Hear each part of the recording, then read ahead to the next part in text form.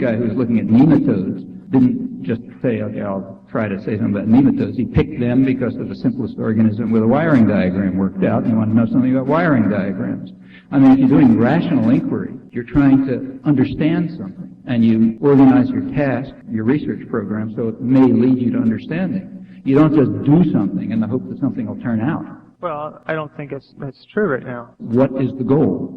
Well, what we have in the world we have a huge environment, and we have to do, if you want to maybe compute it, you have to be able to make searches from a wide variety of places. There's a multitude of choices. Yeah, but look, there's endless numbers of areas where you can set up problems with multitude of choices. Why pick this one? You only pick this one if you think you're going to learn something from it.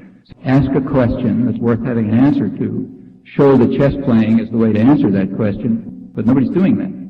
Well, how will we know when we do have an intelligent computer? Talk to it longer? We won't ever know whether we have an intelligent computer any more than we will know whether we have an airplane that flies. It's a meaningless question, exactly as Turing said. Suppose I ask you this question, and suppose somebody came along and said, suppose I make something that goes up in the air, how are we going to know if it flies? That's just a dumb question, you know. It'll fly. There's no question as to whether it's going to fly. If you want to call that stuff flying, okay, it's flying. In English, you happen to decide to call it flying. In some other language, you call it something else. But there is no empirical question as to whether an airplane flies. And there is no empirical question as to whether an algorithm thinks, for exactly the same reason. Flying is something birds do, and thinking is something humans do. It's sort of embedded in a big matrix of human interests and so on. And just as airplanes don't do whatever it is birds are doing, even if they could fool somebody into thinking that it's a bird, that would be irrelevant. Similarly, algorithms or brains are not doing things that humans do. For example, is there a question as to whether brains think? Well, brains don't think. Of course they don't think. My brain doesn't see triangles for trivial reasons. Seeing triangles is a human action. We attribute that characterization to humans in a framework of human interests and concerns and motives. I mean, we don't study in the sciences things like thinking any more than we study things like desks in the sciences. I mean, these are concepts of common sense.